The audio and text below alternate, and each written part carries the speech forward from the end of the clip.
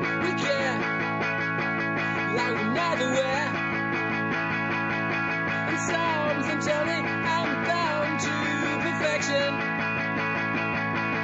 I wrote the dice and I read him twice. Cause something tell me I'm bound to perfection. The 1,000 years and 2,000 years. And when we go, can you tell it? I'd like to see the ending that is still. Call it climate change, I call it climate security.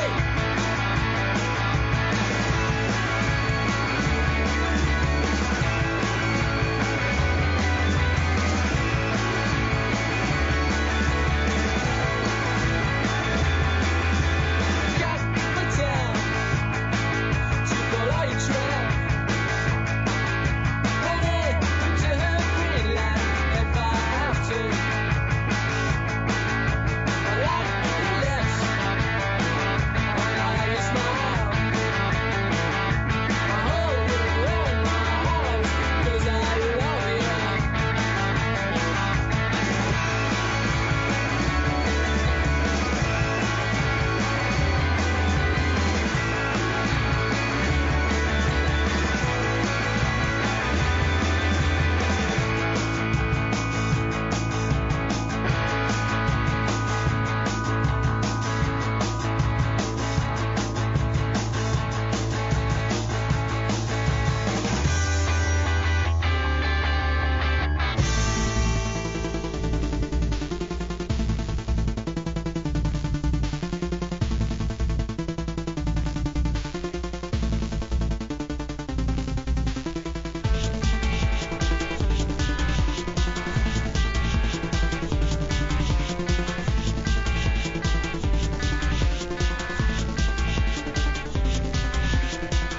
Don't you ever get on your knees? All the people will be laughing at you. Look at us, starting up and I. It's revolution when you need it. Don't you ever get on your knees? All the people will be laughing at you. Look at us, starting up and I. It's revolution when you need it. Don't you ever get on your knees? All the people will be laughing at you. Don't you ever get down on your knees? Revolution when you need it. Don't you ever get on your knees? All the people will be laughing at you. Look at us, standing up and on. It's revolution right here, right now.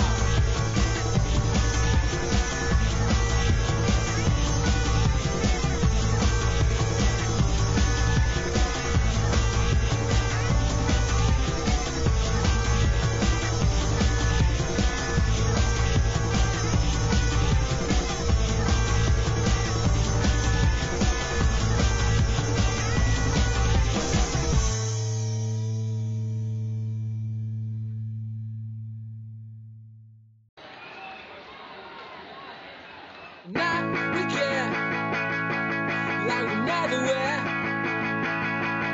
And something tell me I'm bound to perfection. I wrote the dice and I read him twice. Cause something tell me I'm bound to perfection.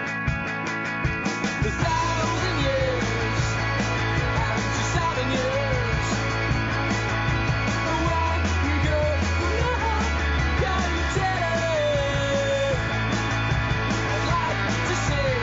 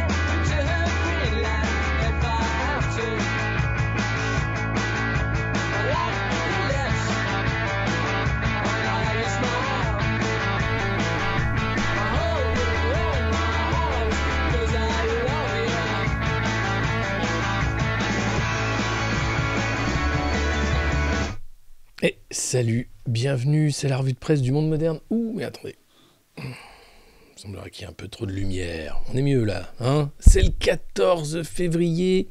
Vous savez, c'est une date fatidique, c'est la Saint-Valentin, on ne sait jamais s'il faut la faire ou pas, si c'est quelque chose de bien ou pas, si c'est l'amour, c'est l'amour. Et en ce moment, vous savez, l'amour, on a l'impression qu'on en manque, hein, entre les convois de la liberté qui se font tabasser, entre, il va falloir travailler jusqu'à la mort, vous savez, le meilleur président que la France ait jamais connu, bon, avec ceux qui ne sont rien, ceux qui réussissent, vous savez. Et puis, il y en a un qui a la solution, l'amour dans une seringue. Vous vous rappelez cette déclaration d'Albert Bourla, le PDG de Pfizer, qui déclarait il y a quelques semaines de cela: « J'aimerais dire aux gens qui ont peur du vaccin de ne pas se laisser submerger par la peur et d'utiliser l'amour pour surmonter la peur, car chez l'humain, le seul sentiment qui soit plus fort que la peur, c'est l'amour. » Voilà.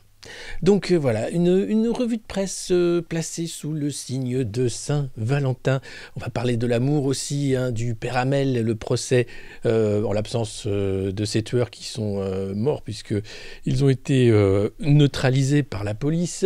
On va parler d'amour en Ukraine aussi. On va parler d'amour entre Manu et Christine, parce qu'il lui a remis une petite médaille un mercredi soir, tranquillou comme ça, l'air de rien. Puis là aussi, à déjeuner avec Nicolas Sarkozy, notre meilleur président, histoire de dire, bon, tu roules pour moi, hein, tu laisses tomber Valoche. Valoche, on va en parler aussi, beaucoup d'amour. V comme Victoire, V comme Valérie, V comme... Fouilloulou, qu'est-ce que c'était que cette conférence de... Enfin, ce meeting, ce grand meeting au Zénith, avec un Z comme Zemmour. Ça a été compliqué pour Valoche, hein. C'est sûr qu'elle a hésité entre je suis le général de Gaulle, je fais des blagues, et puis c'est toujours la même chose avec Valoche, c'est que t'es dans la gêne, quoi. Elle n'est pas faite pour parler à la tribune, en fait. Hein. Donc elle a peut-être d'autres talents, hein, je dis pas, mais celui-là, c'est pas vraiment le sien. Chiotte à la Saint-Valentin, me dites-vous. Bah oui. Vous savez, c'est une fête marketing comme une autre. Mais après tout, d'ailleurs, je sais pas quand est-ce qu'on a commencé à faire une fête comme ça, une fausse fête. Enfin, un truc, vous savez, bon, je ne sais pas. Enfin, toujours est-il. Voilà, c'est la revue de presse du monde moderne. Vous êtes déjà quasiment 750. Merci de vous abonner. Merci de partager le lien de cette revue de presse sur tous les supports possibles et imaginables des différents GAFAM, vos réseaux sociaux à vous, partout. Partagez l'amour, partagez la force aussi, la force, bien sûr, du Jedi, hein, la force difficile à avoir. Il n'y aura pas Maggie ce matin parce que je ne suis pas à la maison. Mais il y aura plein d'autres choses. Restez, ne partez pas. On va commencer par une lecture de la presse dominicale parce que nous sommes lundi et que le week-end, il y a le JDD quand même. Et le JDD, c'est quand même un grand truc. Puis il y a aussi le Parisien aujourd'hui en France dimanche qui était assez superbe. Alors, il y avait Valérie Pécresse, hein, ma France de l'ordre et de la concorde. Ça, c'était juste avant le meeting. Bon, après, ça a été ma France de des punchlines foireuses et j'essaye de faire du Zemmour sans Zemmour. C'est compliqué. C'est la Saint-Valérie Pécresse, hein. Ouais, c'est un peu ça. Ça a été compliqué pour elle. On va en parler plus en détail, vous allez voir, de ce meeting. Attention, il y aura peut-être besoin d'une cellule psychologique. Et puis ça, c'est Monsieur Lemoine. C'est le monsieur qui s'occupe de la campagne de Valérie. Alors c'est un mec en or, hein, on nous explique, parce que ce monsieur, eh bien, il est monsieur projet de Valérie Pécresse, directeur du programme, grand commis d'État et businessman. Il faut savoir que, pour vous donner une idée du personnage, il a été directeur financier chez Capgemini, consultant chez McKinsey, et oui, président du conseil de surveillance d'Areva. Il y en a un qui est passé par Areva aussi, c'était Édouard Philippe. C'est marrant, il se recycle entre Atos, Areva. Allez, vas-y, passe.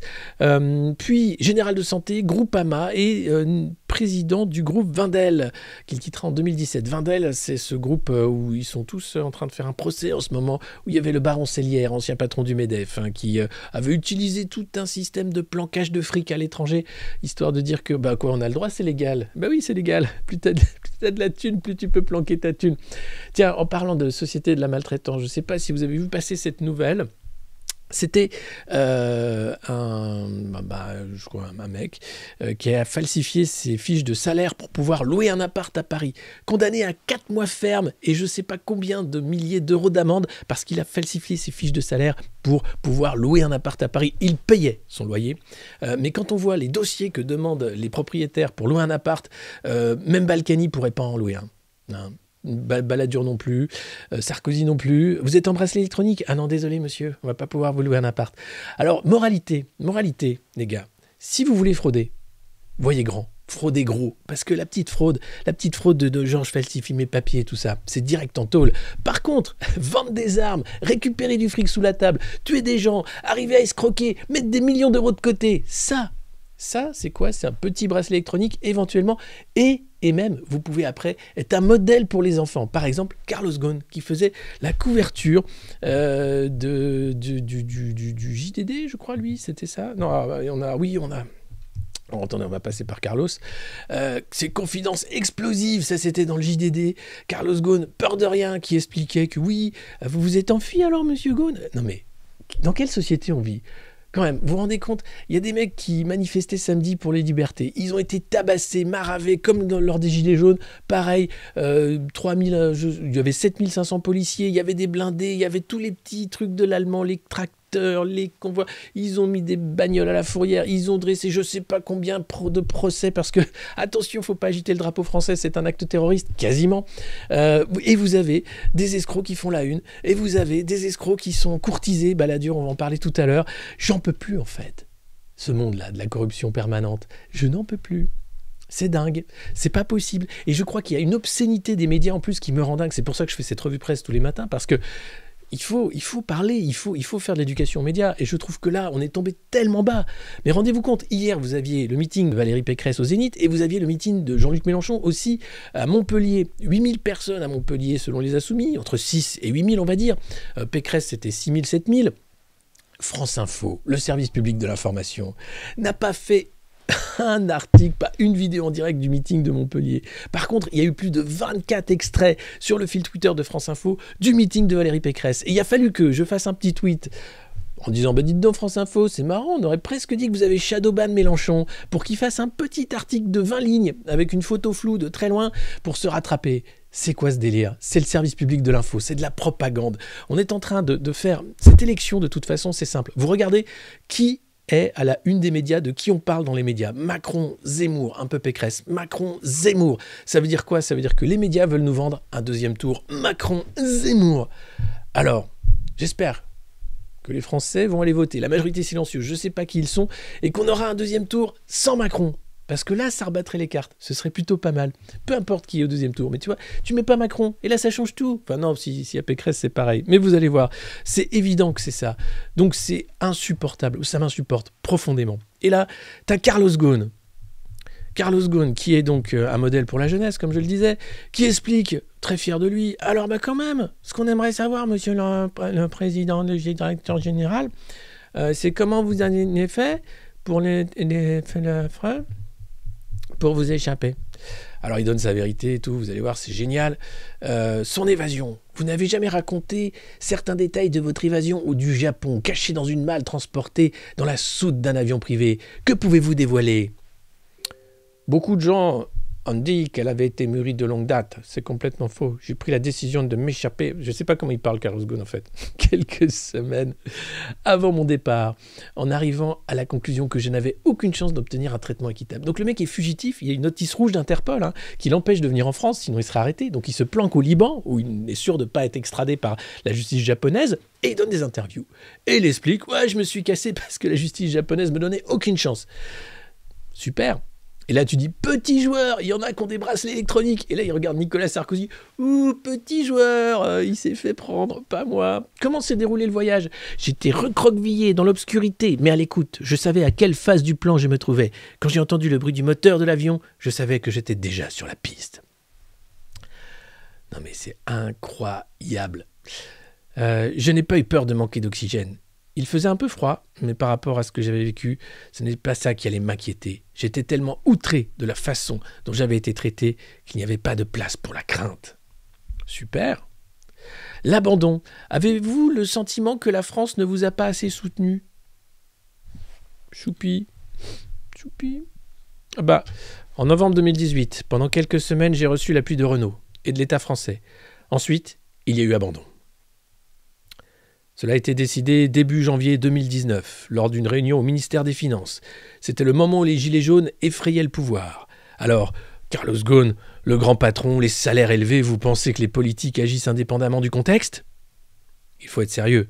Cela arrangerait tout le monde de me laisser tomber et de nommer quelqu'un de beaucoup plus malléable. Ensuite, il y a eu ces déclarations de Bruno Le Maire. Je fais confiance à la justice japonaise. Et quelques semaines après, alors que j'étais à la prison de Kosuge, on est venu m'avertir qu'il y avait un contrôle fiscal. Après le lâchage, le temps était venu de monter un dossier contre moi. C'est une victime collatérale des Gilets jaunes. Vous, les Gilets jaunes, vous êtes vraiment sans cœur. Vous pensez pas aux grands patrons qui sont là en prison au Japon, hein?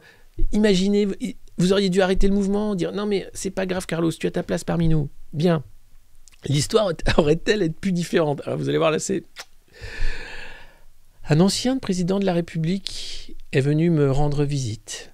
Vous savez ce qu'il m'a dit? Bon, si j'avais encore été président, j'aurais envoyé le Premier ministre à Tokyo, qu'il n'aurait pas quitté sans que vous ayez embarqué avec lui dans l'avion. Ah ouais, parce que je pense que c'est Sarko qui est venu le voir. Je vois pas qui d'autre. Un ancien président. Bah, dis donc, Carlos, qu'est-ce qui t'arrive? T'as pas de bracelet électronique? Non, les Japonais sont pas sympas. Bon, écoute, t'inquiète pas, je suis encore un peu président. On va s'arranger. L'ambassadeur américain, le jour de mon arrestation, a appelé l'ambassadeur de France pour lui dire quoi? Si M. Ghosn était le patron de General Motors, il ne resterait pas 24 heures en prison, quelles que soient les accusations. Ça, c'est de la souveraineté. Sauver ses grands patrons, coûte que coûte. Hein? C'est beau, ça. C'est génial. Alors, il faut savoir que l'ex-bras droit de Ghosn, Greg Kelly, lui, va être en procès le 3 mars. Est-ce que c'est le procès de Carlos Ghosn en son absence? Absolument. Comme lui, je me fais arrêter en novembre 2018 sur une accusation, la non-déclaration d'une compensation d'un salaire qui n'avait été ni décidé ni payé. Tous les avocats japonais que je connais me disent qu'ils ne voient pas comment Greg Kelly pourrait être jugé coupable. L'administration japonaise n'est pas très créative, mais en matière de justice... Je connais parce que j'ai pratiqué, elle sait l'être. En tout cas, il est très content de s'être barré. Lui, il dit, voilà, j'ai pris la bonne décision. J'en aurais eu pour 15 ans à attendre, je serais arrivé à 80 ans, meurtri, fauché, sans plus personne. C'est atroce. Et impardonnable. J'imagine la rage de Greg Kelly, qui lui s'est pas envolé dans un avion. Voilà, c'est génial. Le mec fait la couve quand même, Après, il dit quand même, depuis que j'ai quitté Renault, j'ai perdu vachement de thunes. Est-ce que vous êtes ruiné? Non, enfin, mais il dit j'ai quand même perdu pas mal de brousouf. Voilà. Avez-vous changé? Êtes-vous plus humble? Oh, le personnage qui a été créé par la presse, cette caricature ne me ressemble pas. D'ailleurs, on me désigne comme le responsable de ce qui s'est passé. La vérité, c'est que je suis la victime. J'ai perdu mon job, ma réputation, toutes les prétendues rémunérations qu'on m'avait promises. Il est prof maintenant. Et oui, à l'université Saint-Esprit de Kaslik. Incroyable. Voilà. Bon, après, il est revenu à la priorité des priorités, la famille, voilà, ses amis, tout le reste a disparu. C'est merveilleux, c'est merveilleux. Te dire qu'on est capable, non mais que ce monde est capable de mettre Ghosn en couverture avec un grand entretien, c'est formidable, monsieur. Formidable, monsieur le machin, monsieur le grand patron. Bref, la kakistocratie, oui, c'est la médiocrité. Alors Ghosn, c'était pas la médiocrité, c'est un mec, tu vois, qui s'est fait chez Renault, qui avait fait de l'entreprise un succès. C'était le meilleur pote de tous les politiques. T'as un nombre de photos où il est là avec Bruno Le Maire, Macron, enfin tous, ils posaient à côté de lui. C'était un champion. Puis du jour au lendemain, intouchable. Bon, après, tu peux quand même aller voir tranquillou au Liban. Il est bien, il est au chaud, tout va bien. C'est la revue de presse du Monde Moderne. Bienvenue, n'hésitez pas à vous abonner. Vous avez des petites émoticônes, des nouvelles émoticônes. Vous pouvez me... Voilà, j'imite Nicolas Sarkozy. Merci. Je viens de le faire. Dites-donc, je suis allé voir Carlos quand même au Japon quand il était maltraité par les Japonais. Pourtant, j'ai un immense respect pour la culture japonaise qui a su à la fois allier la modernité, mais un certain attachement aux racines, eh ben, je peux vous dire que Carlos, ben, il a morflé. Ah, il a souffert. Bon, c'est pas parce que j'ai un bracelet électronique que je fais ça, mais quand même, il y a quelque chose d'assez ignoble à la façon dont on a traité une personnalité de premier plan comme Carlos. Voilà. Ah bah voilà, vous vous faites plaisir. Bienvenue sur la revue de presse du monde moderne. C'est un exercice quotidien où nous décryptons l'info et où nous expliquons pourquoi Jean-Luc Mélenchon a été shadowban par France Info. Et par exemple, et pourquoi Éric Zemmour est tout le temps à la une, et pourquoi Emmanuel Macron est le meilleur président que la France ait jamais connu, alors que pourtant, quand tu parles aux gens, tout le monde se dit, mais qu'est-ce que c'est que ce bordel? Bon, je ne sais pas. Oui, je sais, je suis désolé. La pub, c'est parce qu'on est chez Jeff Bezos et qu'il en met tout le temps, parce qu'il veut s'en mettre plein les fouilles. Allez, on essaye de me faire taire. Non, vous inquiétez pas. On ne me fera pas taire. On ne fera taire personne. Personne ne se tait ici. Bordel, ça se fait. Allez, on continue la revue de presse avec Balladur le courtisé. Alors là, c'est du caviar, les gars.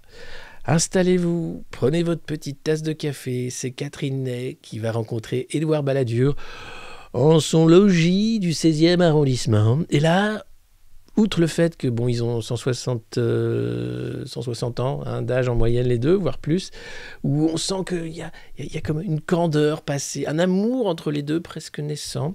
On se demande mais que vient foutre Balladur dans les pages du JDD? Qu'est-ce qu'on s'en fout en fait? Bah, oui, je suis tout à fait d'accord. On n'en a rien à battre de Balladur, mais c'est pas grave, c'est le JDD, donc on est là pour te dire hein, de qu'est-ce qui est important dans la vie. Et dans la vie, ce qui est important, c'est de connaître la vie d'Édouard Balladur, condamné à rembourser 15 € et donner une madeleine pour avoir touché des rétrocommissions dans la vente d'armes de destruction massive, notamment, pour le financement illégal de sa campagne présidentielle où il a perdu face à Chirac. Mais il est courtisé, nous dit-on.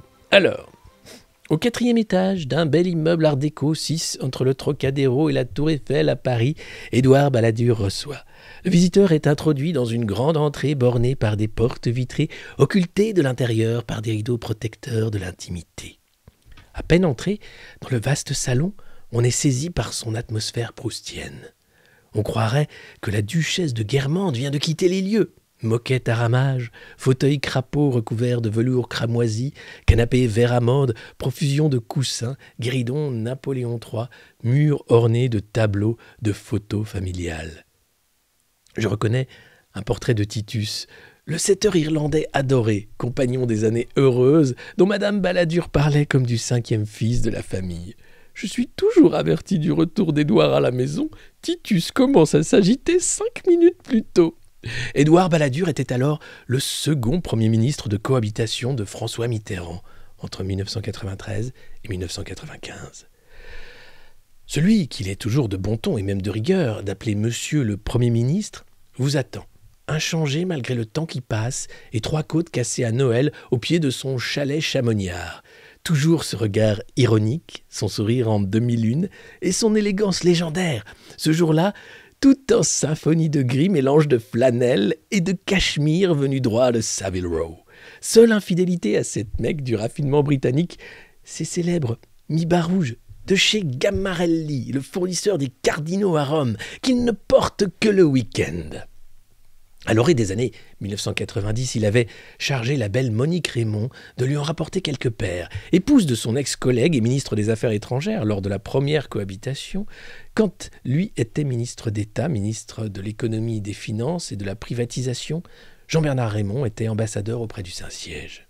Quelle ne fut pas la confusion de Madame Raymond lorsqu'elle fut interrogée sur la pointure de son cardinal par le vendeur, lui susurrant tout bas et l'air complice: « Dites-moi son nom, je les connais tous. » Souvenir, souvenir. À l'approche de la présidentielle, Édouard Balladur est très sollicité par les politiques. Oui, on souhaite avoir son avis, ses conseils. On vient aussi quémander son soutien. Ainsi, avant Noël, Éric Zemmour, qu'il recevait une fois par an depuis toujours, lui demande un rendez-vous. Réponse: « Oui, mais à condition que vous ne m'instrumentalisiez pas. » Entre eux, une conversation de bonne aloi, avec comme toujours quelques piques. L'ex-premier ministre jugeant ridicule de vouloir imposer des prénoms français à tout le monde. « Bah, vous vous appelez bien Éric, et c'est danois. Oui, mais c'est un prénom chrétien. » À la fin de l'entretien, Éric Zemmour lui glisse « J'aimerais bien que vous me souteniez ». Une offre déclinée avec courtoisie mais fermeté, pardon. Trop de choses les séparent, voire les opposent. Entre autres, quelques lectures mal digérées de l'histoire. Puis-je revenir en janvier pour vous poser la même question ? Mais vous savez ma réponse, elle sera inchangée. Nicolas Sarkozy vient lui raconter ses conversations avec Macron. Je déjeunais avec lui, il faudrait que je soutienne. Lui glisse avec gourmandise l'ancien président. Éric Ciotti, qui faisait partie de son équipe lors de la présidentielle de 95, vient l'entretenir de la campagne. Aujourd'hui, il est le primus inter pares des 4 mousquetaires de la primaire. J'admire Édouard Balladur pour son acuité intellectuelle. Lui, il voit les choses, un homme d'État. Pour moi, il demeure la grande occasion manquée pour le pays en 95. Oui, c'est vrai, on aurait sans doute privatisé. On aurait déjà eu Macron plein de fois avant, en fait. On n'aurait pas refait l'erreur. C'est assez incroyable. Je vous demande de vous arrêter. Vous vous rendez compte, quand même ? Vous vous rendez compte, c'est plus de la lèche, quoi. C'est du dégoulinant d'entre-soi. C'est dégueulasse. C'est dans le JDD. Hein. Je vous le lis parce que, quand même, faut comprendre d'où on vient, quoi, ce petit pays maltraité. Hein. Alors, on continue. Samedi 5 février, c'était au tour de Valérie Pécresse. En 2015, Édouard Balladur était au premier rang de son grand meeting de soutien quand elle partit à la conquête de l'Île-de-France. En janvier, elle m'a envoyé ses vœux. Je lui ai répondu gentiment. Samedi, elle se disait froissée. Éric Zemmour raconte que vous dites du mal de moi, s'inquiète la candidate. Édouard Balladur ne laisse rien percer de ce qu'il a répondu, mais on ne le connaît assez pour le suspecter d'avoir tenu les propos que le polémiste lui attribue. On ne prête qu'aux riches. Sa lucidité, son esprit acéré, le plaisir du bon mot ne le porte guère à la bienveillance ou à l'indulgence. Saint-Simon plus que Bossuet, il peut asséner de sa voix flûtée, sur un ton mezza voce, les pires vacheries sur les uns et les autres. « Est-ce que vous pourriez me soutenir ?» m'a-t-elle demandé. Je lui ai répondu que j'attendrais pour me prononcer. Sacré doudou! Édouard Balladur veut prendre son temps. En même temps, il va falloir accélérer un peu. Hein. Les protestations enamourées de fidélité à Jacques Chirac de la candidate n'agissent pas sur lui comme une tentation pressante. Mardi, devant moi, il avançait qu'elle devait encore affiner sa musique personnelle. Ah ça oui, on va parler de la musique de Pécresse après, vous allez voir, c'est assez disharmonieux. Projet novateur, bref. Après les défections d'Éric Vorst, mais aussi de Natacha Bouchard, maire de Calais, Valérie Pécresse apprécierait sûrement de le voir figurer au premier rang de son meeting au Zénith. Bon, il n'y était pas. Qui d'autre ? Emmanuel Macron. Ah, il a pris ses risques et obtenu un succès sans précédent. Il a du brio. Son quinquennat a été fertile en épreuves. Certaines en partie dues à sa politique, les gilets jaunes, d'autres non, le Covid. Je m'interroge surtout sur sa politique étrangère. Je ne crois pas qu'elle soit adaptée au monde d'aujourd'hui. Il veut une Europe dont nos partenaires ne veulent pas. Et le poids économique de la France, qui ne cesse de reculer, est aussi un handicap. Sa jeunesse le porte à croire que son charme suffit à convaincre les partenaires. En Algérie, au Rwanda, avec les Russes, il commet les fautes de celui qui ne connaît pas l'histoire. C'est un opportuniste. Ah ouais, voilà. Ah là là là là là là. C'est très long, hein. Vous en avez 2 pages de tartines comme ça, c'est assez impressionnant. Hein. C'est Catherine Ney qui est comme ça, là, sur la moquette proustienne, à dire « Ah, doudou, doudou, je t'aime, quel talent, quel talent !» y a un truc très drôle sur... Je me garde bien de donner des conseils aux candidats, je suis sensible au ridicule. Je n'oublie pas que je ne suis pas arrivé au second tour en 95. Petit moment de lucidité comme ça, c'est assez marrant. Et puis, mais pourquoi ? Parce qu'il faisait course en tête. Hein. Et puis, il est tombé dans les sondages, il a dévissé, et paf, il s'en remet pas de ne pas avoir gagné à la présidentielle de dos. Encore aujourd'hui, il incrimine la sombre affaire Schuller-Maréchal. C'est Pasqua qui avait monté l'opération, je n'y étais pour rien, il n'en démord pas. Moi, je crois que c'est l'article du Canard enchaîné, nous dit Catherine Ney, du 8 mars, qui révélait que son patrimoine était 5 fois supérieur à celui de Jacques Chirac. Héritage de la méfiance catholique à l'égard de l'argent conjugué à la dénonciation socialo-marxiste de la richesse. Ah, sacrée Catherine. Mais oui, les Français n'aiment pas la réussite, salopard de socialo-marxiste. Mélangé à un peu de catho qui n'aime pas l'argent, bordel. Alors, enfin, les Français n'aiment pas les hommes politiques fortunés. Ils l'avaient lâché. Et quand un favori se met à décrocher, ça chute s'accélère, surtout s'il ne fait pas campagne. Je n'aimais pas ça, reconnaît-il. Putain. Et l'imprévisible s'est produit. Jacques Chirac a été élu. Pas une de mes voix ne lui a manqué. Mais Chirac n'a jamais pardonné, et moi non plus. Je l'ai revu 2 fois. Il m'avait invité à déjeuner pour me parler du musée du Quai Branly, et une autre fois, nous avons déjeuné chez François Pinault. Ah, l'entre-soi. Quand il regarde en arrière, il dit qu'après De Gaulle et Pompidou, Giscard a été un grand président réformateur. Je lui fais remarquer qu'à l'époque, il disait « Giscard n'est pas intelligent ». Il rétorque « Il m'agaçait ». Un de ses proches avance. Édouard et Giscard ont en commun leur supériorité intellectuelle, ce que nul n'a d'ailleurs jamais contesté, ce dont eux-mêmes sont convaincus, ce qui les a isolés des autres et du commun. Ça vous rappelle quelqu'un ? Mais oui, cette supériorité intellectuelle qui vous isole des autres et du commun. Mais oui, Emmanuel, bien sûr, la filiation est directe. Ah là là. Et puis la peur. Ce qui me fait peur, c'est que le ciment qui faisait la France est en train de s'effriter. Oui, celui des centrales atomiques aussi. Vous allez voir, on en parle tout à l'heure. C'est d'ailleurs assez flippant. EDF qui est en train de faire un gros audit des centrales parce que ça va péter. Tout a été remis en question. Aujourd'hui, la grande ambition pour la France, et même le devoir prioritaire, c'est de réussir l'assimilation. Ça prendra 3 générations. Tant qu'on n'y sera pas parvenu, le pays restera disloqué. Merveilleux. Voilà, j'ai pas les mots. J'espère que ça vous a un peu tiré les armes. Putain, ce matin, c'est... Waouh, c'est que des lapsus ce matin. C'est le 14 février. Tirez les larmes, vous les dis-je. N'hésitez pas, vous avez plein de nouvelles émoticônes à vous abonner, à partager. Le lien de cette revue de presse, c'est la première de la semaine, c'est lundi matin. On parle bien sûr de tous les courtisés, les courtisans et les candidats, le petit train de la hype, tout ça. C'est formidable. Au revoir Doudou, merci, c'était super. Merci Catherine Ney, quel bonheur. Carlos, on en a parlé. Et puis, il y avait également Christiane Demira face au lecteur du Parisien dimanche. Oui, j'irai jusqu'au bout.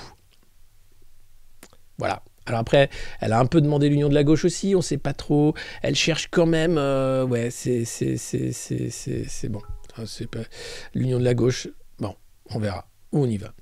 Et puis cette petite nouvelle aussi qui, moi, me fait grincer des dents. Quand vous habitez à Paris, vous connaissez tous le long du périphérique, l'incinérateur d'Ivry, qui, en fait, pollue comme c'est pas permis, autour de 2 km de rayon, avec ces petites fumées dégueulasses. Pollution à la dioxine, extrêmement cancérigène. C'est une association 3R qui s'attaque à ce dossier en disant « c'est quand même étonnant ». Que toutes les études jusqu'à présent, comment se fait-il qu'aucune des campagnes de mesures menées jusqu'à présent par Suez et le Sitcom n'ait permis de sonner plus tôt l'alerte quant à la contamination importante de l'environnement autour de l'usine et de ses dioxines ? Oui, parce que Suez s'occupe de l'usine et Suez fait aussi les rapports pour dire que c'est pas dangereux. Ça vous rappelle quelqu'un ? Oui. Ben oui, c'est pareil. Et là, ils disent quand même, hein, le collectif dit quand même, il faudrait... arrêter avec l'autosurveillance dans ce dossier. L'autosurveillance, c'est un peu ce qu'a fait Pfizer quand il a mis son vaccin sur le marché, c'est un peu pareil. Hein. Tout va bien. Après, vous avez la pharmacovigilance qui explose et les députés qui vont s'intéresser aux petits soucis d'effets secondaires, longtemps après. Voilà, donc cette étude de 3R qui a poussé à... enfin mettre les chiffres sur la table. La pollution, quand on veut la mettre sous le tapis, c'est simple, hein, on fait soi-même l'étude en disant que tout va bien, vous inquiétez pas. Allez, restons sur le registre de l'amour, restons sur le registre du bonheur, restons sur un registre en fait du partage, peut-être même celui où on ne sait plus vraiment où on est, on ne sait plus vraiment qui on est, mais on est là et on se fait plaisir, on est invité à tous les râteliers, on ne sait pas pourquoi, on ne sait plus qui il est ce monsieur, mais il est là tout le temps. Vous savez, c'est le susboule en chef, j'ai nommé Manuel Valls. Être ministre, c'est possible, par exemple, être ministre d'Emmanuel Macron. Si je vous dis non, les gens qui nous regardent vont dire ils se fichent de nous. Ouais. Si je vous dis oui, quel ambitieux. Bon, bien évidemment. Donc, je l'ai déjà dit, quelqu'un qui a gouverné et qui aime son pays, il a toujours envie de gouverner. Est-ce que les conditions... Envie, c'est un mot à la mode, parce que Valérie Pécresse est en train loin. C'est l'affichette des jeunes avec Macron. Vous avez envie. On peut plus utiliser les mots. Avoir envie d'envie, ça c'est Johnny Hallyday. Non, quand on a gouverné et quand on est inquiet aussi par rapport à la situation du pays, qu'on aime la France, qu'on a encore de l'énergie, on a toujours envie de servir. Est-ce que les conditions sont réunies? Je n'en sais rien. Comment les choses vont se passer? Je n'en sais rien. Il y a des gens qui font des scénarios, qui se disent voilà, il a besoin d'élargir un petit peu, il vous aime peut-être pas, mais en politique, de toute façon, qui aime qui? Ministre de l'Éducation. Manuel Valls, ministre de l'Éducation. Pourquoi pas? Mais d'abord, j'ai des bonnes relations avec le chef de l'État. La tâche est extrêmement difficile pour lui, et les uns et les autres, mais ça vaut pour lui, mais ça vaudrait aussi demain pour Valérie Pécresse. C'est-à-dire, il faut que les uns et les autres, on soit... Franchement, toute cette semaine, quand je vois tout le cirque, ce que vous venez de dire, vous savez très bien, la traduction, beaucoup diront, c'est il fait des offres de service à Valérie Pécresse, qui d'autre? Non, pas qui d'autre. Je dis, c'est l'un ou l'autre seulement. Non, c'est à ces deux forces qui me semblent être en capacité de l'emporter, si je lis à peu près les sondages et surtout si j'écoute ce qui se passe dans le pays. Écoutez, on assistait toute cette semaine, pas la relation entre Valérie Pécresse et Nicolas Sarkozy. Je l'ai déjà dit, je trouve qu'on n'utilise pas bien ni Nicolas Sarkozy, ni François Hollande, ni des anciens premiers ministres pour apporter leur expérience, non pas dans un gouvernement, ça c'est autre chose, mais par rapport à ce qui se passe. Moi, Faites quelque chose, le printemps républicain. Offrez-lui un poste, je sais pas moi, de responsable des pôles arctiques, antarctiques. Filez-lui, même un faux poste. Vous lui trouvez un hôtel particulier à Paris. Vous lui dites qu'il est ministre d'un truc qui n'existe pas. Vous lui donnez ça. De temps en temps, vous l'invitez à la radio avec Léa Salamé le matin. Vous filmez pas. Hein. Vous faites croire que c'est en direct. Et qu'on ne le voit plus. C'est insupportable.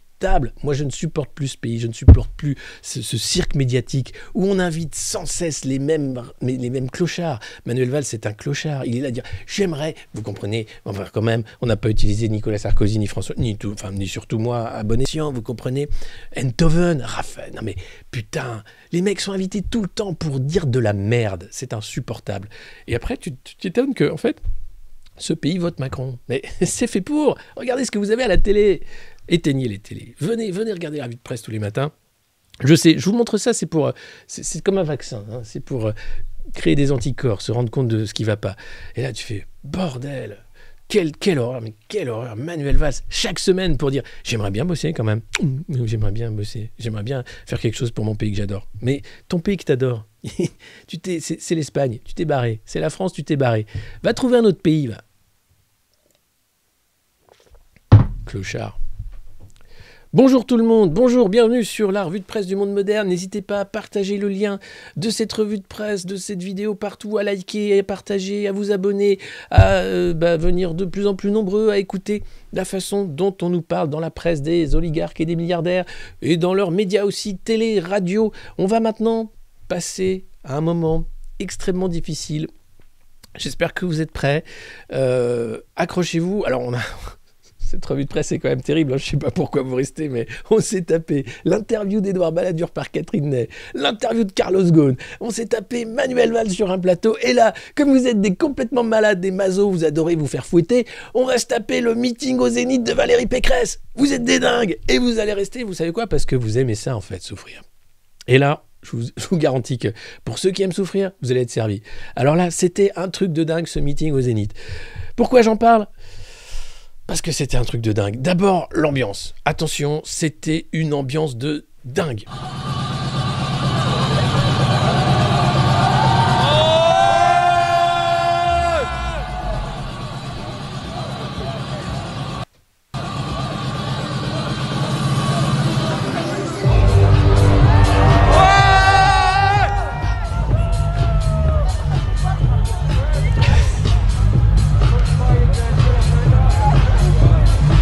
Réinventer,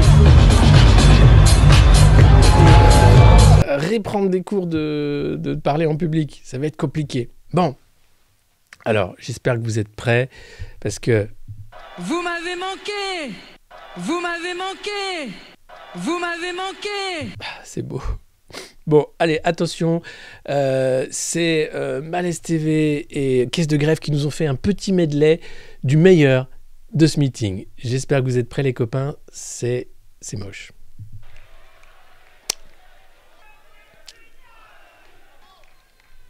Mes chers compatriotes, vous m'avez manqué. Désormais, c'est au peuple de France que je dois me donner. Cette force, je l'ai en moi. Démolir l'identité française, c'est démolir la force française.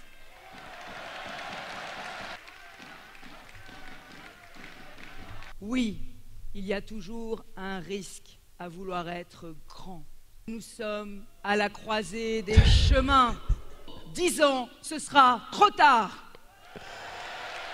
C'est une solution, ça n'est pas une punition. Il est temps d'avoir une gaulliste à l'Élysée. La mission n'est pas terminée. La démocratie ne se tire pas au sort. Aime la France et la France t'aimera.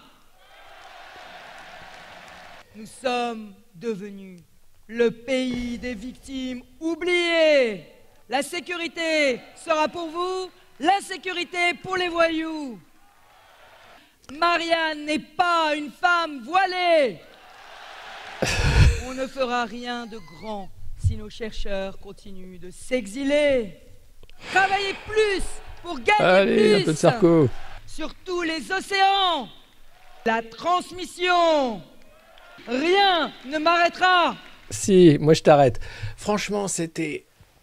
Ah, mais c'était le malaise absolu. Déjà, Macron, tu vois, quand il parle, je suis mal. J'ai des sueurs et tout, je suis pas bien. Là, c'était au-delà. C'était au-delà. C'était juste, tu fais... T'étais mal pour elle, quoi. Parce que tu sens que... Je pense qu'elle elle essaie... Ça va pas. C'est genre le côté punchline où je souris après, c'est pas possible. Et pourquoi je fais ça? Parce que je fais ça pour la France. Et qu'est-ce qui va me faire ça? Parce que... Et mes punchlines, je les ai travaillés longtemps. Bah alors, certains disaient c'est parce que les prompteurs étaient trop loin. Donc elle faisait des pauses pour lire. Non, c'est juste qu'il n'y a aucun sens du rythme. Elle est pas faite pour ça. Écoute Valérie, ton mari bosse chez Alstom, je pense que tu peux bosser chez BlackRock. Enfin, t'es patronne de la région Île-de-France. En tant qu'énarque, il y a plein d'autres choses à faire que de la politique. Hein. Je pense que d'ailleurs les énarques devraient arrêter de faire de la politique. Ça ferait du bien à tout le monde. Je joue mal, mais c'est terrible. Non, mais c'est terrible. Et puis, il y a eu ce passage. Je vous le mets, c'est le dernier. Après, je vous assure, on va passer à autre chose. Mais quand même, attention. Une France connectée qui multiplie les chances de mieux s'informer, se cultiver, de mieux travailler. Connectée, mais pas isolée devant son écran, perdue dans le métaverse.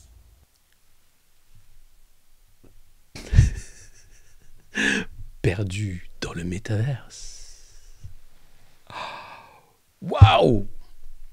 Je pense que là, tu vois, Marine Le Pen s'était crachée lors du débat avec Macron au deuxième tour. Là, faut pas qu'elle fasse un débat. Hein. Enfin, je pense, enfin, elle peut, mais je pense que ça... Ou alors, le débat Macron-Pécresse, je pense que tu as un niveau de malaise. Il peut se passer une inversion une inversion des pôles. Où on peut passer dans un univers parallèle tellement le degré de malaise est palpable. Tu vois, ça risque d'être quelque chose d'assez grave. Alors je sais pas si c'est la drogue, je sais pas si c'est peut-être des bêta-bloquants pour justement surmonter sa peur, je sais pas s'il y a un truc, mais il y a, enfin c'est bon, c'est pas naturel, ça, d'accord. À la fin, c'était un peu, elle a remercié son mari, ses enfants, tout ça, ça allait un peu mieux, mais globalement, c'est quand même un truc. T'es là, tu fais, je vais me bouffer les phalanges, putain. Lost in Metaverse. Imagine, à chaque punchline, je fais... Non, mais imagine. Ça serait génial. Ouais, parce que c'est la revue de presse du monde moderne. Abonnez-vous. C'est génial. Non, mais même moi, je mets déjà plus de... Enfin, non, mais putain, mais je sais pas qui peut la coacher, faites quelque chose. Faites quelque chose. C'était super grave. Alors après, vous en aviez une autre qui était en meeting à Créteil, qui a 4% dans les sondages, et elle a pas peur du ridicule non plus, elle chante du Jean Ferrat. Plaines en forêt, de ballons en colline, du printemps qui va naître à tes mortes saisons, de ce que j'ai vécu à ce que j'imagine, je n'en finirai pas d'écrire ta chanson, ma France.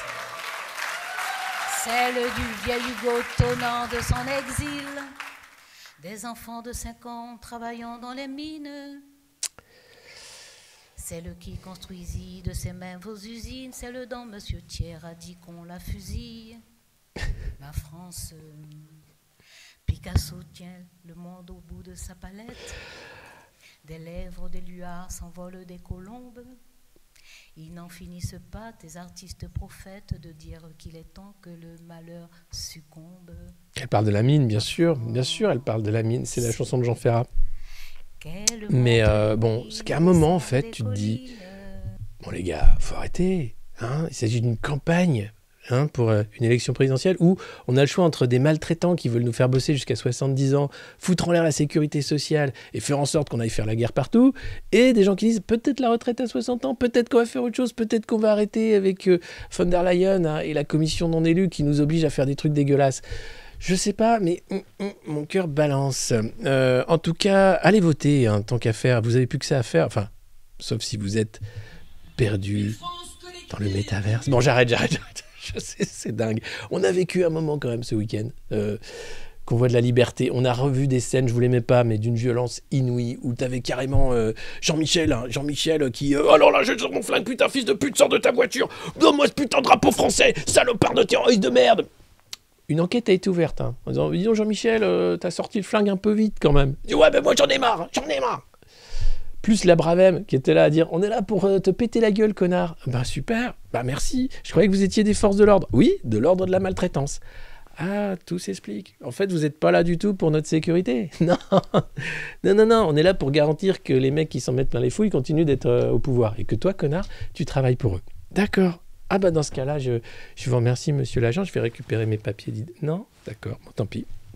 Nous allons procéder à une vérification de concordance des documents. Parce que demain, nous serons le 15 février. Alors aujourd'hui, c'est l'amour. Hein. Vous avez vu, cette revue de presse, elle est pleine d'amour. On n'a jamais dégouliné autant d'amour ici. Peut-être au début, quand je faisais mon petit cocker comme ça. On le remet un peu. Bien, demain, fini l'amour, bande de putes. 4 à 5 millions de Français vont être désactivés. Et ouais, tous les salopards qui n'ont pas voulu refaire leur dose. Tous ceux qui étaient malades, mais qui sont plus malades, et qui machin, le Covid, et Comicron, tout ça. 4 à 5 millions de Français qui vont être désactivés. C'est pas bien ça alors.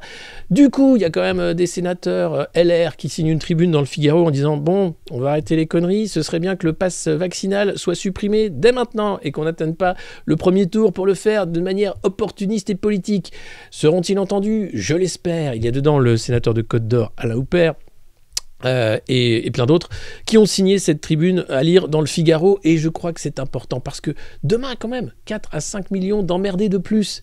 Et quand tu vois que finalement la majorité silencieuse s'accommode très bien d'un régime technofasciste de contrôle sanitaire, enfin sous réserve sanitaire, je pense qu'on est mal barré. On est très mal barré. Et il aurait fallu 10 000 véhicules de plus, parce que 3 chars face à 10 000 voitures, bon, ça tient pas la route non plus. Hein. Mais la rue, l'Allemand a choisi la fermeté. Vous allez voir, on va en parler tout à l'heure.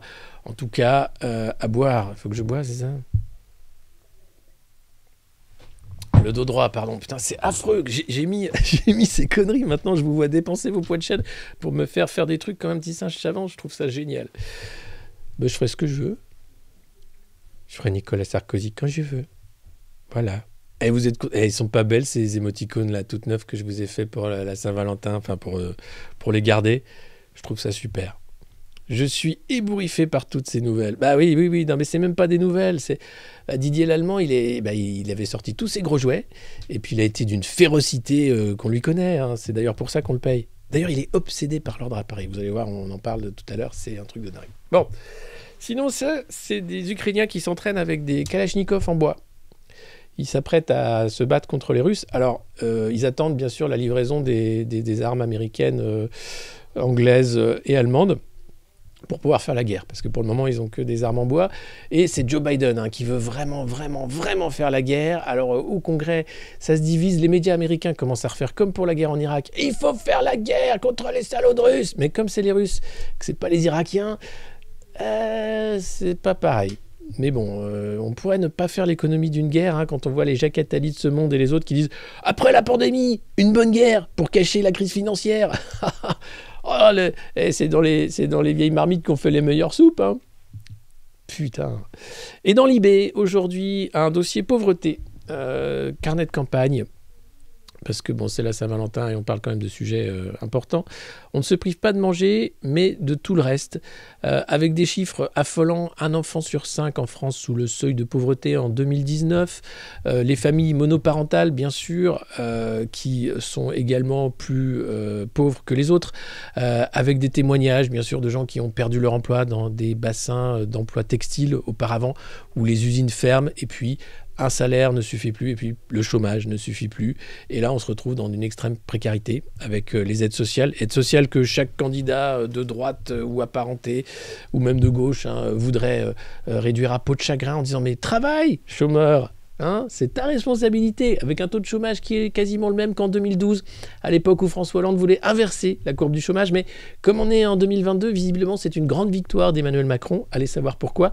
Et puis cette pauvreté qui a du mal à s'imposer comme un sujet dans la campagne. C'est visiblement les candidats bourgeois n'ont pas trop l'habitude de parler de la pauvreté, à part quelques-uns qui quand même en font un plan, qui quand même essaient d'en parler. C'est un truc qu'ils ne savent pas trop quoi faire. Alors voilà. Ça, c'est les chômeurs et les enfants, premières victimes de la pauvreté. Donc, ça devrait être un grand plan, en fait, mais on n'y est pas.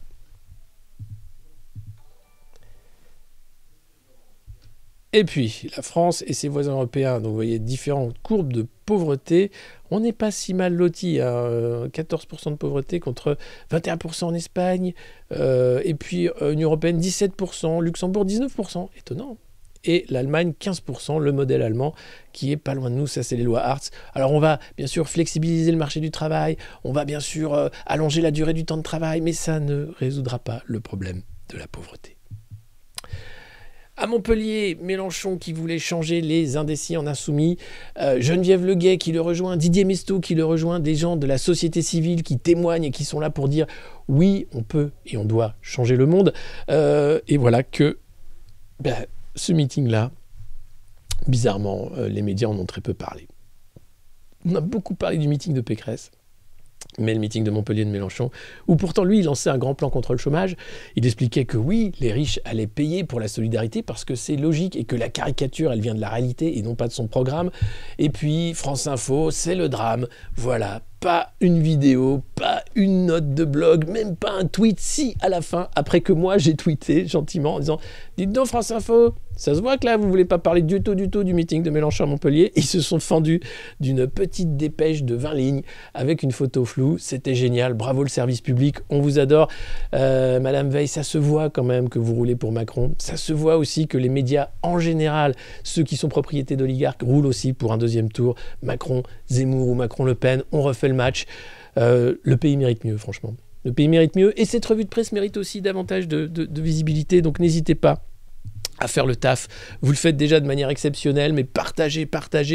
Vous pouvez héberger cette revue de presse sur votre chaîne Twitch, les points de chaîne, évidemment. Continuez à en parler autour de vous, le bouche à oreille, les réseaux sociaux. Notre chaîne YouTube aussi vous attend. Vous pouvez vous abonner sur le YouTube du Monde Moderne et mettre des likes, faire en sorte qu'on prenne de l'audience parce que je crois que c'est extrêmement important, cette éducation aux médias, cette façon aussi de comprendre comment est fait l'opinion, la fabrique de l'opinion. Elle est quotidienne, elle est faite par des milliardaires.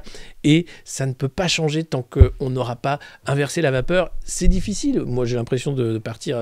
C'est la mine. On est très, très bas et on fait ce qu'on peut. Mais on peut réussir à quand même commencer à essayer d'éveiller davantage, à parler davantage. Je crois que derrière la maltraitance, l'ordre établi, où tous les Bravem et les CRS sont là pour ça, on peut quand même arriver à mettre un petit grain de sable, au moins rien que ça, un petit grain de sable pour éviter le pire de la technosurveillance et du capitalisme de maltraitance. Bonjour, bienvenue les nouveaux, bienvenue à tout le monde, c'est la revue de presse du Monde Moderne. N'hésitez pas à partager, je viens de le dire, mais c'est super important. Et je peux vous le dire, à besoin de Nicolas Sarkozy, puisque maintenant, vous dépensez vos points de chaîne pour que j'y mette Nicolas Sarkozy toutes les 5 minutes. À la fin, ce sera plus drôle. Parce que ce qui est bien, c'est la rareté. C'est ça qui fait la valeur des choses. Allez, 1500 en route vers les 2000. Je vois déjà ce stream à 2K, tu vois. Quand tu vois que Samuel Etienne, qui fait la même chose, mais gentiment, il est à 7. 7000 vues en live, on a encore des choses à faire, quoi. Donc, allez, on y va, on n'hésite pas, c'est de vous dont dépend le succès de cette revue de presse, et je pense que c'est important qu'on ait l'audience, voilà, parce que j'en peux plus, en fait. J'en peux plus de la propagande pornographique des médias. Et puis lui c'est Olaf Scholz. Olaf, c'est le chancelier allemand qui a succédé à Merkel. Alors, il est allé voir Merkel ce week-end, il a pris un peu des conseils, parce que après Macron, qui allait voir Poutine et Zelensky en Ukraine, Olaf Scholz va faire le même parcours. Alors, déjà, il va faire un petit tour dans les pays baltes, puis il va aller voir Poutine aussi, puis il va aller voir l'Ukrainien pour essayer de dire, bon, alors... là, ça va, on fait la guerre mercredi, on fait pas la guerre. Quand est-ce que... Non, parce que Joe, il veut faire la guerre avant d'aller dormir, donc il aimerait bien faire la guerre. Donc là, Macron a parlé, Poutine et Biden se sont parlé ce week-end, les chefs d'état-major aussi américains et russes se sont parlé ce week-end. Là, tout le monde dit à ses ressortissants, quittez l'Ukraine, ça va péter. Et le président ukrainien dit, mais il y en a marre. Vous pouvez arrêter de... Venez en Ukraine, arrêtez de foutre la merde. Nous, ce qu'on veut, c'est que l'économie roule. En gros, tout le monde veut faire la guerre en Ukraine, sauf les Ukrainiens et les Russes. C'est à peu près ça. Alors vous allez me dire, non mais les Russes ont massé beaucoup de troupes à la frontière. Oui, l'OTAN aussi, et c'est bien tout le problème. Et la question c'est, est-ce que l'Ukraine peut rentrer dans l'OTAN ou pas? Et non, en fait, pour les Russes non, pour les autres oui. Mais l'OTAN c'est quoi si ce n'est un glacis de protection du protectorat américain qui est l'Union européenne? Enfin bref, lui Olaf Scholz va refaire la même chose que Macron, essayer de dire, on laisse le temps à la diplomatie, on parle. Hein, puis vu que les Ukrainiens ont des armes en bois, on attend de livrer des armes en fer pour qu'ils puissent faire la guerre un peu. Donc on ne sait pas trop, et il y a forcément des gens qui veulent faire la guerre, mais globalement les Ukrainiens ne veulent pas, hein, personne ne veut trop, mais bon, comme il faut cacher le krach financier qui arrive, une bonne guerre, hein, et ça repart, ça a toujours été le petit tour de passe-passe de l'aristocratie financière. Je vous invite à lire là-dessus le bouquin excellent de Marc Chenet, sur la guerre mondiale, les guerres mondiales et l'aristocratie financière, qui explique très bien ce mécanisme en fait de Great Reset à l'ancienne. Alors, ils ont essayé, le Covid était là pour un peu faire ça, mais vu que bon, visiblement, il faut attendre un virus plus mortel, là, on va faire une guerre, pourquoi pas. J'en peux plus en fait. Ils sont super chiants, ils sont super relous. Les maltraitants qui nous gouvernent sont vraiment insupportables. Et la question de l'OTAN, ça on verra. Mais en gros, voilà, l'Ukraine, toujours au cœur des problèmes. Et d'ailleurs, c'est... le président du Salvador qui disait « Ne regardez pas la fausse guerre en Ukraine, la vraie guerre, elle est dans vos pays. » Là, samedi, ce qui s'est passé sur les Champs-Élysées, il y avait des blindés. Si c'était dans mon pays, toute la communauté internationale serait là à dire « Ouh, mais qu'est-ce qui se passe ?» Mais comme c'est chez Macron, le meilleur président que le monde ait jamais connu, personne ne dit rien. Mais le mec met des blindés sur les Champs-Élysées, il gaze les touristes, il frappe les manifestants, il leur pète les jambes directement. Jean-Michel sort le flingue. Alors, il n'y a pas eu de mort. Hein. Il y a presque... tellement c'est violent, mais il faut arrêter, hein, faut arrêter. Mais comme c'est la France et que c'est le pays des droits de l'homme, de la déclaration des droits de l'homme, tout le monde dit ça joue, Macron a le droit de mettre des blindés. C'est dingue. Ah oui, c'est vrai que je suis un peu, regardez, si je mets comme ça, si je mettais la caméra comme ça, est-ce que c'est mieux? Non, c'est pas mieux. Non, c'est pas mieux. J'arrive pas à avoir un bon angle. Là c'est pas mal. Là c'est pas mal. Ah, c'est mieux. On est mieux. J'ai fait toute la revue de presse comme ça. Pas de dog quand même, c'est incroyable. Alors, qu'avons-nous d'autre? C'est trop sombre. Voilà. Un peu de lumière. Mais c'est le monde qui est sombre. Voilà. En même temps, c'est dehors, il fait très gris. Ça va être une journée compliquée.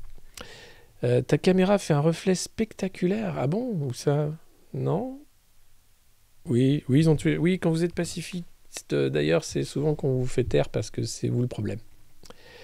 Je suis technicien. Il ne faut pas faire de vagues. Ouais, j'ai des contacts chez RFI et partout. Clairement, on a affaire à des valsistes, soit des valsistes, soit des macronistes hein, qui sont au poste de responsabilité, donc c'est plié. Voilà.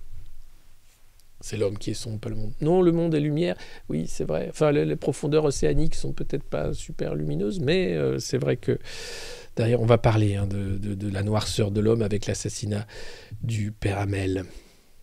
Et puis aussi avec les intentions de vote des Français. Quelle noirceur. Je ne sais pas comment c'est possible, mais 25%, voilà, ça c'est les sondages. Alors les sondages, hein, C'est l'excellent quotidien suisse, Le Temps, qui dit « Je ne crois pas du tout au sondage français. C'est complètement bidon. » Je suis assez d'accord avec les Suisses. Hein. C'est complètement bidon, mais comme on a que ça à se mettre sous la dent. Donc voilà, en fait, Emmanuel Macron, je pense qu'il est à 15% comme les autres, mais on nous le met à 25% pour être sûr que c'est le meilleur président, quand même. Pour ceux qui doutent, il n'y a pas de doute, il est à 25%. Il doit être à 15, même à 12, peut-être, je sais pas. Bon, mais il a sa base qui bouge pas. Valoche, 15,5. Hein. Marine Le Pen, 16,5, devant Valoche quand même. Éric Zemmour, 14,5. Il pourrait passer aussi devant Valérie, compte tenu de sa prestation au Zénith. C'est compliqué. Et puis Jean-Luc Mélenchon, loin devant, à gauche, 10,5, plus 2 points. Donc là, c'est une percée phénoménale. Alors que Anne Hidalgo s'effondre à 2,5. Christiane Taubira ne décolle pas à 3%. Elle chante, Christiane. Yannick Jadot, eh bien lui, il a la chance d'avoir une petite barre verte, comme ça on le voit bien. Il est à 5,5, mais sans la barre verte, je pense qu'il passerait à 4. Et puis, Fabien Roussel, qui, s'il n'est pas au deuxième tour, eh bien ouvre une boucherie, la boucherie Roussel, qui ne fait que parler de bouffe. Et visiblement, ça marche. Depuis que le Parti communiste a lâché la révolution pour le saucisson, eh bien, tout le monde adore le Parti communiste. C'est devenu un parti progressiste. Et alors en plus, ce qui est bien, c'est qu'avec Roussel, tu chopes les voix qui vont empêcher Mélenchon d'être au second tour. Alors du coup, Enthoven, toute la Macronie, toute la droite, tout le monde dit « Ah, Roussel, il est génial. Oh là là, ça c'est le coco qu'on aime. Ça c'est le coco qui fait perdre la gauche. Ça on aime. » Vas-y Fabien, continue comme ça. Continue de parler de barbecue, de sauciflard, de pinard. T'as raison, d'ailleurs Valérie dit pas l'autre chose. Une bonne pièce de charolais et un peu de pinard, ça c'est la France.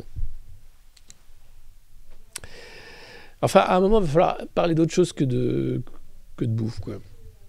Notamment la pauvreté. Et puis Macron a décoré Christine Lagarde, commandeur de la Légion d'honneur. Quelque chose d'exceptionnel. Alors, c'était la petite image pour annoncer ce live spécial Saint-Valentin. Jean-Brigitte a peut-être du souci à se faire, parce que quand même, Christine, c'est une femme d'un certain âge, d'un certain look aussi, une femme de pouvoir. Alors, c'est Nicolas qui avait déjeuné à l'Élysée un peu avant, qui a dit « Dis donc Manu, il faudrait que tu t'occupes de Christine, parce que c'est quelqu'un d'exceptionnel. C'est quelqu'un de très sérieux, et ce serait dommage qu'elle retourne chez les Républicains, qui ne servent plus à rien depuis que c'est plus l'UMP. Alors que toi, tu pourrais vraiment faire une première ministre d'exception. » Et donc, ce sera peut-être la future première ministre, je ne sais pas si on dit comme ça, d'Emmanuel Macron, si jamais il est réélu. Et peut-être même la future femme d'Emmanuel, je ne sais pas. Non, attendez, non, là, on se perd en conjecture. Mais c'est insupportable. Christine Lagarde, c'est la meuf quand même dans l'affaire Tapie. Elle a le bras jusque-là. En disant, ah oui, c'est vrai, j'ai un peu déconné. Le patron d'Orange aussi. Mais on n'est ni vu ni connu. Pas de bracelet électronique, rien du tout.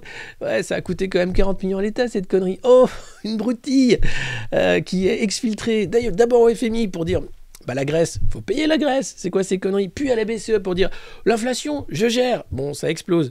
Je gère quand même. Qu'est-ce qu'on fait? Des billets, des faux billets, des écritures. Fais des lignes, du bitcoin en fait.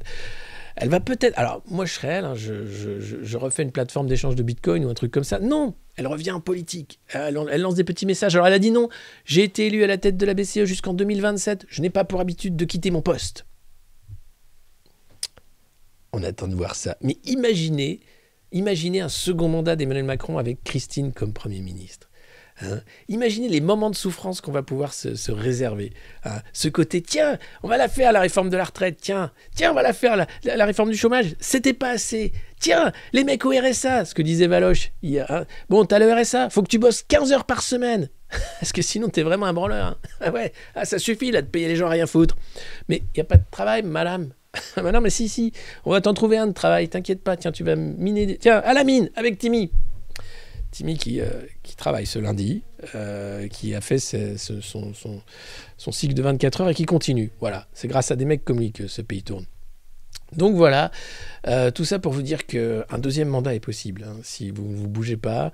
Vu les sondages, vu la petite musique, vu la façon dont la Macronie est en train de draguer tout ce qui se fait de pire, Éric Woerth et compagnie de droite et de gauche, c'est un autre mandat de la maltraitance et de la violence est possible. Après, vous pouvez dire aussi, j'en ai ras-le-bol, j'en ai marre de me faire taper sur la gueule, j'en ai marre de me faire prendre pour un con, j'en ai marre de me faire insulter, tiens, casse-toi. Mais vous pouvez aussi dire « J'aime bien ça, finalement, je trouve qu'il mérite ce qu'il mérite. » Et voilà. Macron ne se présentera pas. Oh là là là là. Qu'est-ce qui vous fait dire ça, monsieur? Quoi, parce qu'il va déclarer l'état d'urgence martiale du sanitaire de l'Omicron? Je sais pas. Non, franchement, je sais pas. Mais en tout cas, on voit que Christine est revenue, et Nicolas aussi. Et puis voilà, le père Hamel, assassiné au nom de Dieu. En fait, non, au nom de Satan. 6 ans après, un procès sans les tueurs. Car lorsque le père Hamel s'est fait tuer, il a crié « Va-t'en, Satan !»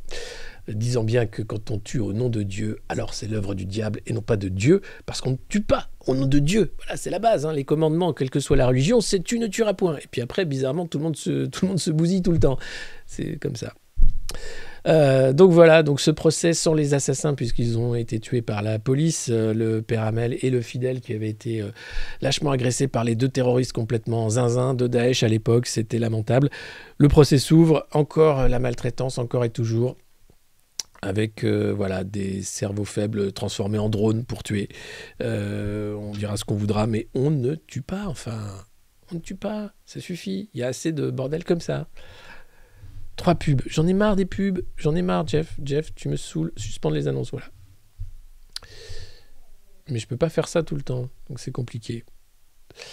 Alors si vous vous abonnez, je crois que vous avez moins de pubs. Hein. C'est pour ça, voilà. Merci Viper Toulouse. Et vous pouvez... On a un objectif d'ailleurs de 420 abonnés. On n'est qu'à 400, donc n'hésitez pas à offrir des abonnements, à vous abonner, à offrir des points de chaîne. Allez-y, c'est ce qui fait que ça grimpe l'audience. C'est fantastique. C'est comme ça. Et puis si vous avez un blog, ça marche. Les Jeux Olympiques, mon Dieu, c'est vrai, il y a ça qui arrive. Oh là là là là. Enfin, il y a ceux de Pékin, puis il y a ceux de ça. Et puis regardez cette photo aussi de dangereux terroristes devant l'Arc de Triomphe qui agitent des drapeaux français. Et ouais. Alors on a vu des scènes où Jean-Michel le CRS arrachait les drapeaux, pétait les vitres de voiture, pétait les jambes aussi, où la Bravem était là à dire c'est pareil, on va te péter la gueule.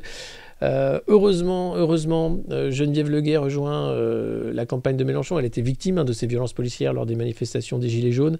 Rendez-vous compte, en fait, ça n'a pas bougé. Depuis 2018, c'est de pire en pire. C'est-à-dire que le niveau de violence augmente. On utilise des unités anti-émeutes maintenant sur les Champs-Élysées. La réponse de Macron sera toujours plus de violence. Jamais de l'écoute. C'est de l'esbrouf, c'est enterrer le dialogue social et c'est toujours faire plus de mal. Donc voilà, ça ne changera pas. Et cet article du Figaro qui dit « Le convoi de la liberté s'embourbe à Paris ». C'est-à-dire que 7500 flics fermaient tous les accès de la capitale. En gros, c'est l'Allemand qui a bloqué la capitale, mais il est fier de lui. Et voilà, il est très très content de lui, l'Allemand. Il a fait du bon boulot comme d'habitude. Hein. Il a frappé sans compter. C'est quelque chose de dingue. Voilà, donc on vous explique. Entravé par un dispositif policier efficace, dépourvu de boussole, le convoi de la liberté a été mis en échec à Paris samedi. Mais à quelques semaines de l'élection, ce coup de gueule sonne comme un coup de semence. Le pari gagnant de la méthode l'allemand. Inflexible comme à l'accoutumée, au point de paraître provocateur, le préfet de police Didier Lallemand a sorti les muscles à l'arrivée des autoproclamés convois de la liberté. Alors pourquoi autoproclamés ? Parce que je peux te dire que voilà, le progressisme autoproclamé d'Emmanuel Macron, autoproclamé champion de l'Europe, enfin on peut y aller les autoproclamés, hein. Faites-vous plaisir. Dès jeudi, il dégaine son arrêté d'interdiction de manifester et annonce la couleur. En cas de blocage, les contrevenants s'exposent à 2 ans d'emprisonnement, 4 500 € d'amende ou encore à l'immobilisation et la mise en fourrière des véhicules. Dans la foulée, il adresse des consignes de fermeté à ses troupes et déploie un dispositif spécifique pour verbaliser et appréhender les récalcitrants. Le vendredi, un cataplasme bleu de 7200 policiers et gendarmes est déployé dans la capitale. La guerre des nerfs et de l'image est totale. Alors que les convoyeurs multiplient des mots d'ordre bravaches et les coups de menton à l'adresse de l'exécutif, Didier Lallemand fait diffuser sur le compte Twitter de la préfecture de police des photos de tracteurs, anti-barricades, de camions à bras, de canons à eau ou encore des vidéos de mise en fourrière. Objectif ? Faire comprendre que Paris sera une souricière pour les irréductibles qui oseront l'aventure intramuros. De fait, la manifestation motorisée... s'est soldée par quelques tensions samedi dans le quartier de l'Étoile et un dernier bilan de 513 verbalisations et de 97 interpellations. D'ailleurs, Jérôme Rodriguez a été encore mis en garde à vue. Si ça, c'est pas de la maltraitance, depuis qu'il a perdu un œil, depuis qu'il a été mutilé par ce pouvoir, il est harcelé par ce pouvoir. Alors je voudrais apporter mon soutien à Jérôme Rodriguez qui n'a rien fait à part exercer son droit de manifester et qu'il l'a fait avec dignité, mais on a affaire à un pouvoir indigne. Quand on voit qu'on en est là, qu'on appelle ça encore démocratie. Alors oui, hein, c'est encore une démocratie extrêmement défaillante, mais 50+, c'est l'assurance d'une dictature. Hein. Réfléchissez. Parce qu'après, l'allemand, c'est pas que Paris qu'il a. Hein. Allez! Et il a ouvert la voie au pass vaccinal qui empêche dorénavant l'accès à la capitale si vous n'êtes pas vacciné avec la dernière 18e dose, revendiquée par Pfizer. Non mais voilà où on va. Hein, réveillons-nous les amis. Non mais franchement, la misère qu'ils lui font, c'est pas normal quoi. Jérôme Rodriguez, il est maltraité volontairement par un pouvoir, tu sais même plus pourquoi. T'arrives à un truc, tu dis mais pourquoi ils l'ont encore mis en garde à vue, bordel ? C'est insupportable.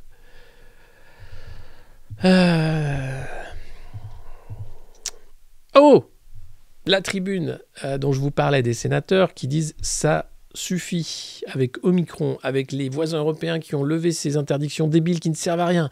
On sait maintenant que ce pass est inutile pour contraindre, enfin résorber l'épidémie. On sait voilà, qu'on en est là.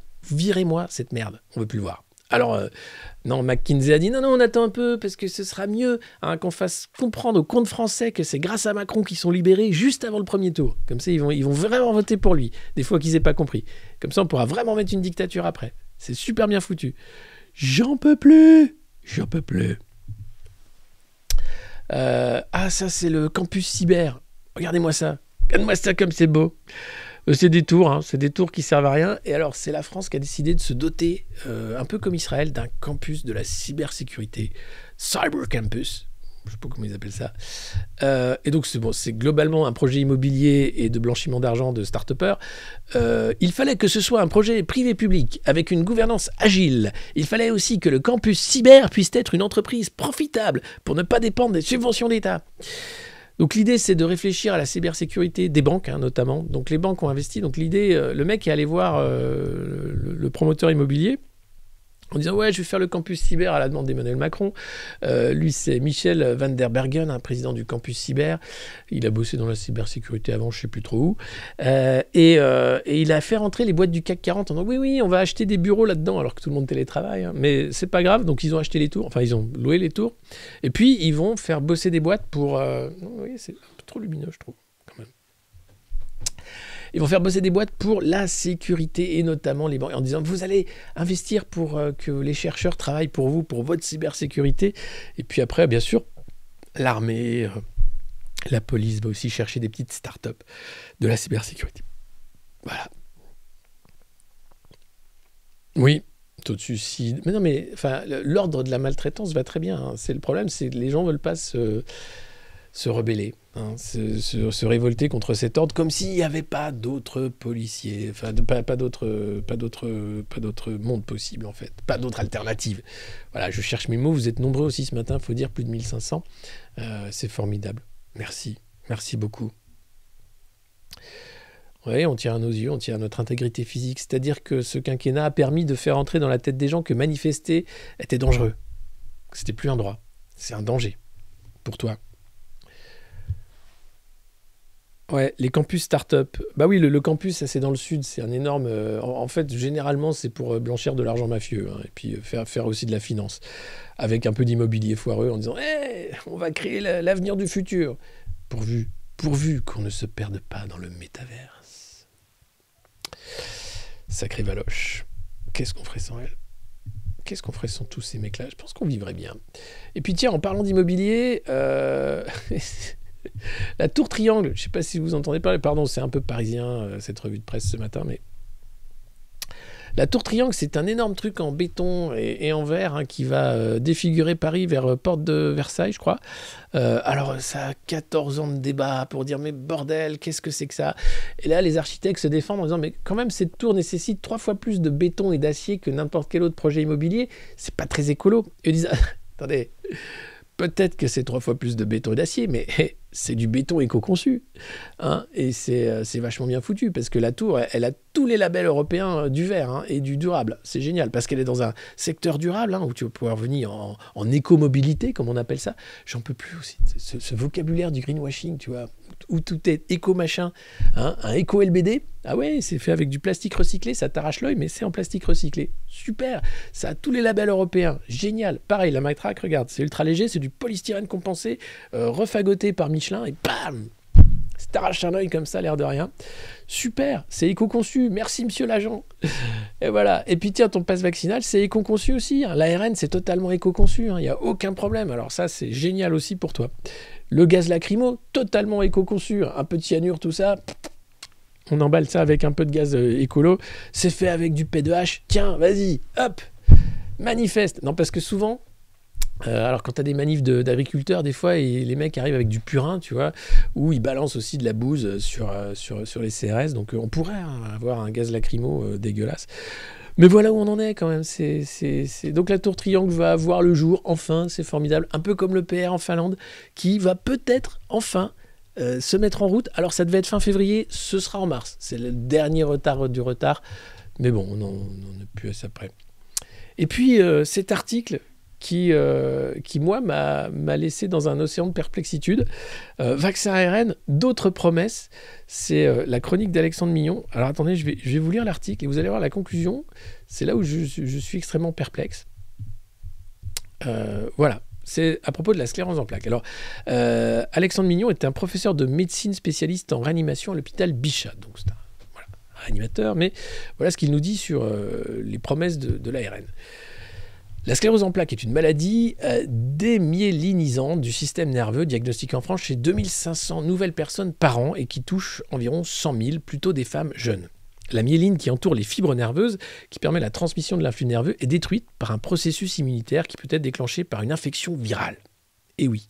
Et parmi les suspects, un virus, en l'occurrence, le virus d'Epstein-Barr, EBV, de la famille de l'herpès, présent chez plus de 90% des adultes.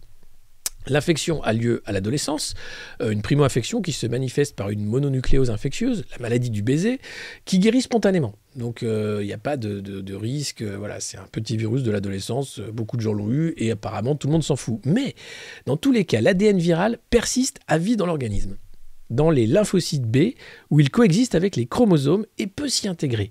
Et l'EBV, donc la maladie de ce virus, peut provoquer divers cancers, nasopharynx ou lymphome, et le rôle dans la sclérose en plaques restait hypothétique jusqu'à une nouvelle étude qui a été publiée dans la revue Science. Il y a une cohorte énorme de 10 millions de jeunes militaires suivis sur 20 ans et 955 scléroses en plaques ont été diagnostiquées avec un risque multiplié par 32 après une infection par le virus de l'EBV, alors qu'aucune autre infection virale n'était associée à ce risque.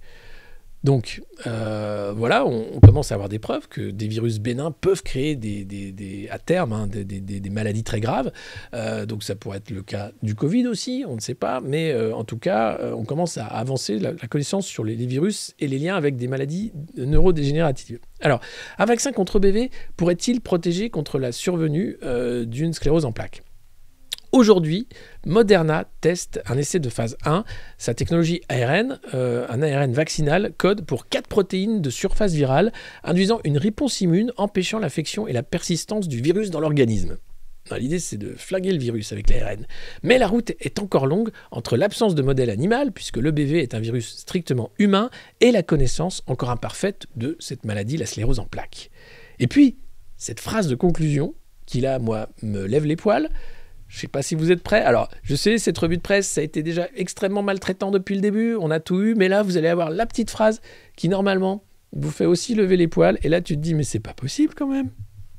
Voilà la conclusion.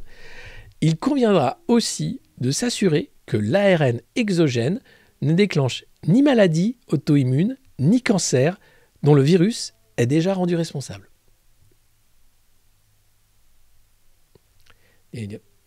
Il conviendra aussi de s'assurer que l'ARN exogène, donc l'ARN de Moderna, ne déclenche ni maladie auto-immune, ni cancer, dont le virus est déjà rendu responsable. Donc là, le mec nous dit, ouais, il n'y a aucune étude aujourd'hui, hein, quand on vous dit on manque de recul, il n'y a aucune étude aujourd'hui qui permet d'assurer que l'ARN exogène ne déclenche ni maladie auto-immune, ni cancer. Voilà. Bon, c'est juste un petit article dans les Échos comme ça, un entrefilet sur l'ARN et les promesses de l'ARN, en disant il y a des promesses, mais il y a aussi des risques associés, mais il faut prendre son risque. Prenez votre risque comme Macron. C'est incroyable. Donc voilà, c'est quasiment avoué. Comme Bourla avait avoué dans une vidéo maintenant censurée que 2 doses, ça servait strictement à rien, quasiment à rien, mais que la 3e, oui, éventuellement. Là, on a un médecin réanimateur à Bichat qui nous dit qu'aujourd'hui, on n'a pas de recul sur ce que peut faire l'ARN à long terme.